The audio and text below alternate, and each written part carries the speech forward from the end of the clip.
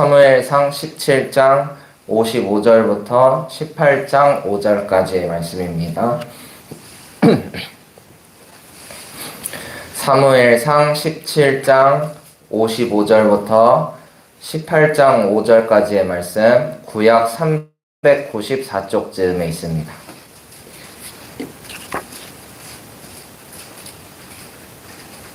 사무엘상 17장 55절부터 18장 5절까지의 말씀을 한 절씩 교독하시고 마지막 절은 함께 읽겠습니다. 사울은 다윗이 그 블레셋 사람에 맞서서 나가는 것을 보면서 군사령관 아브넬에게 물었다. 아브넬 장군, 저 소년이 누구의 아들이요? 아브넬이 대답하였다. 임금님 황공하오나 저도 잘 모릅니다. 왕이 명령을 하였다. 저 젊은이가 누구의 아들인지 직접 말하시오. 마침내 다윗이 그 블레셋 사람을 죽이고 돌아오자 아브넬이 그를 데리고 사울 앞으로 갔다. 다윗의 손에는 여전히 그 블레셋 사람의 머리가 들려 있었다. 사울이 다윗에게 물었다. 너는 누구의 아들이냐? 다윗이 대답하였다. 베들레헴 사람 임금님의 종 이새의 아들입니다.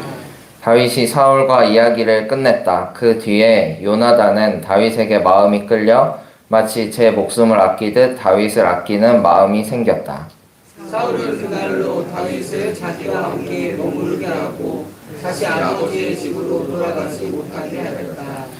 요나단은 제 목숨을 아끼듯이 다윗을 아끼어 그와 가까운 친구로 지내기로 굳게 언약을 맺고 자기가 입고 있던 겉옷을 벗어서 다윗에게 주고 칼과 팔과 허리띠까지 모두 다윗에게 주었다. 다 같이 읽겠습니다.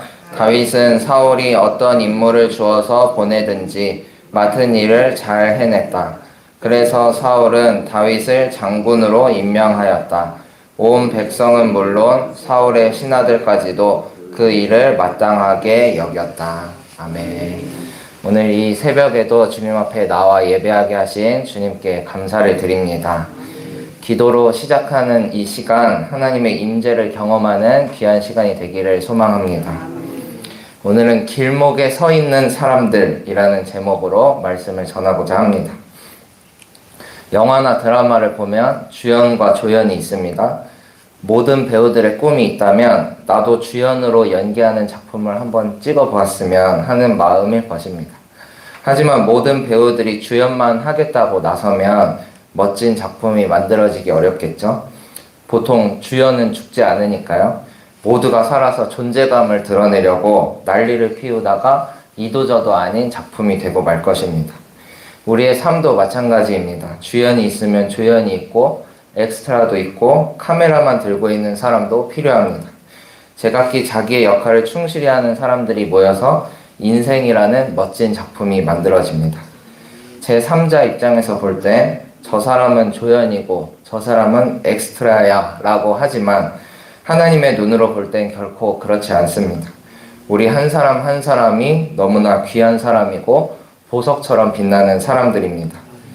회장님이라는 직함을 달지 못하더라도 하나님이 나를 존귀하게 여기시니 괜찮고요. 친구들 사이에서 꼭 스타가 되지 못하더라도 상관없습니다. 왜냐하면 하나님께서 여전히 나를 긍정하시기 때문입니다. 혹시 지금 나의 모습을 초라하게 느끼는 분이 계실지도 모르겠습니다. 세상의 기준은 시시때때로 바뀌니까요. 내가 이쪽 동네에 있을 땐 100만 원만 가지고도 부자 소리를 들었는데 저쪽 동네 가니까 1000만 원 가지고도 가난하다는 얘기를 듣기도 하고요. 하지만 그런 건 상관이 없습니다. 하나님께서 우리를 여전히 사랑하시기 때문입니다. 우리의 앉고 일어섬을 아시고 우리의 머리털까지도 다 세실 정도로 살피고 보호하십니다. 하나님께서는 우리 한 사람 한 사람을 두고 기쁨을 이기지 못하여 노래를 부른다고 하십니다. 하나님의 시선으로 볼 땐 우리 모두가 다 하나님 나라의 주연들입니다. 오늘도 그 사랑 안에 거하는 우리 모두가 되기를 소망합니다. 오늘 본문의 말씀에도 주연과 조연이 등장합니다. 우리의 생각으로는 다윗을 주연, 요나단을 조연 삼을 때가 많지만 하나님께서는 요나단도 참 귀하게 사용하셨습니다. 다윗과 요나단의 우정은 기독교인이라면 누구나 다 알 정도로 유명한 이야기입니다.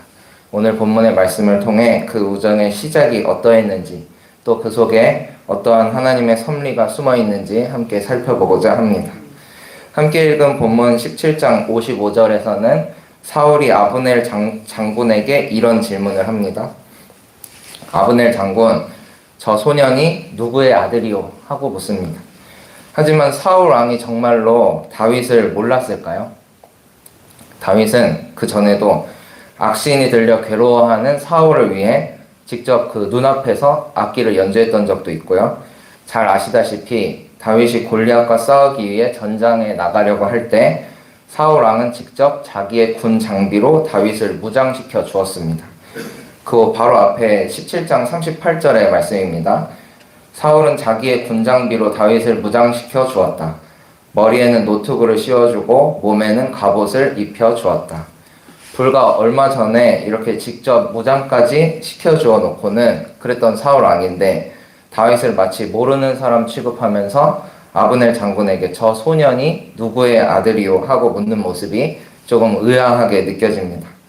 정통적인 해석에 따르면 사울 왕은 여러 번 다윗을 마주했음에도 불구하고 그 소년과의 관계를 대수롭지 않게 여겼던 것으로 보입니다. 그저 내가 머리 아플 때 내 앞에서 수금을 타던 아이, 혹은 갑자기 전장에 나타나서는 블레셋 장수 골리앗과 싸워보겠다는 철없는 아이 정도로 여겼던 것 같습니다.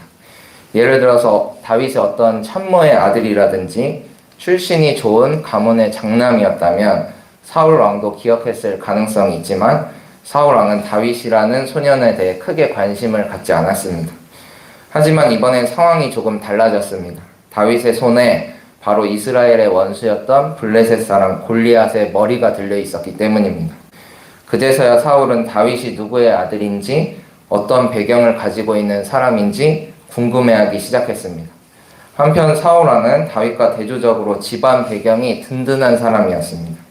사무엘상 9장 1절에 보니까 사울 왕의 아버지 기스를 이렇게 표현합니다. 베냐민 지파에 기스라고 하는 유력한 사람이 있었다.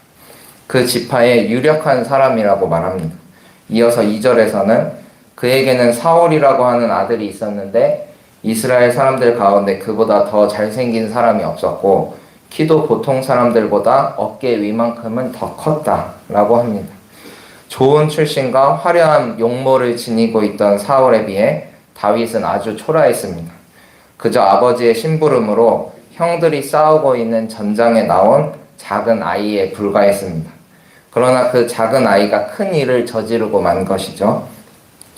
적진의 장수였던 골리앗이 하나님을 모욕하는데도 불구하고 누구 하나 나서지 못하고 벌벌 떨고 있을 때 손에 돌 몇 개 들고 나서서 그 목을 잘라가지고 돌아왔습니다. 어떻게 이런 일이 가능했을까요? 17장 45절의 고백과 같이 다윗은 만군의 주님의 이름을 의지하여 나아갔습니다. 출신이 좋고 용모가 화려한 사울 왕에 비해 너무나 작고 초라한 아이였던 다윗이었지만 만군의 주님의 이름을 의지하여 나아가니 그 크고 무서운 블레셋 장수를 단숨에 제압할 수 있었습니다. 이렇듯 하나님께서는 작은 것을 들어 쓰셔서 큰 일을 이루시는 분이십니다. 저 소년이 도대체 누구의 아들이요? 하고 물을 만큼 존재감이 없던 다윗이었으나 만군의 주님의 이름을 의지할 때 세상 그 누구보다 강력한 힘을 발휘할 수 있었습니다. 때때로 내 모습이 작고 초라하다 여겨질지라도 만군의 주님의 이름을 의지하는 우리 모두가 되기를 소망합니다. 나는 작지만 우리 하나님께서는 너무나 크셔서 우리 앞에 있는 골리앗과 같은 문제를 모두 물리쳐 주실 줄로 믿습니다. 이런 다윗의 멋진 모습 때문이었을까요? 사울 왕의 아들 요나단은 다윗에게 홀랑 반해버렸습니다. 18장 1절에 보니까 그 뒤에 요나단은 다윗에게 마음이 끌려 라고 표현합니다. 여기서 마음이라고 번역된 히브리어 단어 네페시는 다른 성경 본문에서 영혼으로 많이 번역되었습니다. 영혼이라고 하면 뭔가 어감이 마음보다는 더 깊이가 있고 생명과 관계된 것으로 느껴집니다. 즉 다윗을 향한 요나단의 사랑은 영혼을 담은 사랑이었습니다. 마치 제 목숨을 아끼듯 아끼는 마음이었습니다. 3절과 4절에서도 다윗을 향한 요나단의 진한 우정은 여과 없이 드러납니다. 다윗과 요나단은 가까운 친구로 지내기로 굳게 언약을 맺었고요. 요나단은 자기가 입고 있던 겉옷을 벗어서 다윗에게 주고 칼과 활과 허리띠까지 모두 다윗에게 주었습니다. 전쟁이 끊임없이 일어나던 이 고대 사회에 칼은 공격용 도구이기도 했지만 자기 생명을 보호하기 위한 필수 장비였습니다. 만약 상대방이 조금이라도 의심이 든다고 했다면 결코 차고 있던 칼을 내려놓을 수 없었겠죠. 하지만 요나단은 다윗에게 칼, 활, 허리띠까지 모두 내어주었습니다. 이것은 자신의 생명을 의탁한다는 상징적인 의미를 지닙니다. 요나단은 그렇게 자신의 생명을 의탁할 정도로 다윗을 깊이 신뢰했습니다. 요나단과의 첫 만남 이후 다윗은 계속 승승장구했습니다. 사울이 어떤 임무를 주어서 보내든지 맡은 일을 잘 해냈고 장군으로 임명되어서 왕과 신하들, 백성들에게까지 인정을 받았습니다.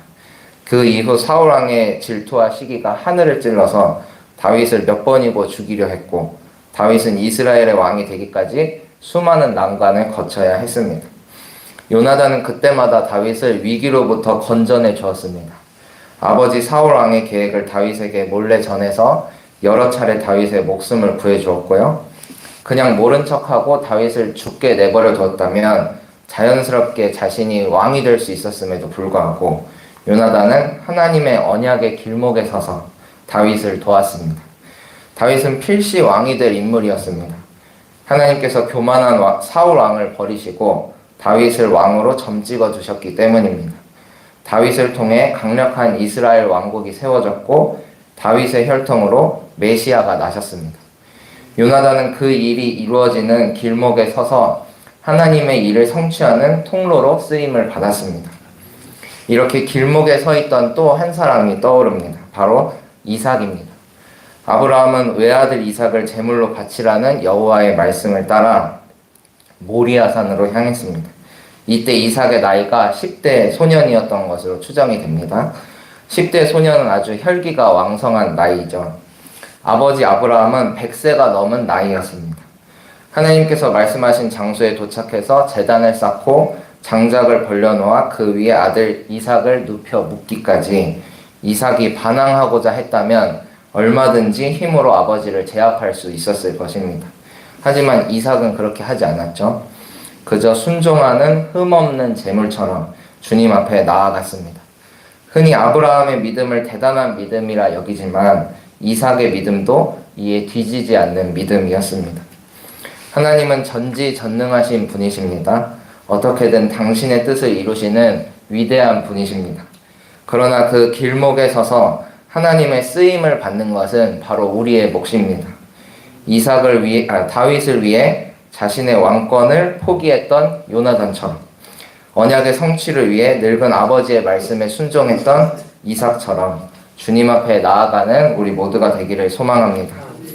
하나님께서 보실 땐 아브라함이나 다윗이나 요나단이나 이삭이나 모두가 다 존귀한 하나님의 자녀들이 아니었을까요? 하나님 나라에 엑스트라는 없습니다. 그저 우리가 그렇게 정해 놓았을 뿐입니다. 주님의 뜻이 하늘에서 이루어진 것 같이 땅에서도 이루어지는 그 길목에 서서 주님 앞에 쓰임받는 우리 모두가 되기를 소망합니다. 작은 것을 들어 쓰셔서 큰 일을 이루시는 주님께서 오늘도 우리와 함께하여 주실 줄로 믿습니다. 기도하시겠습니다.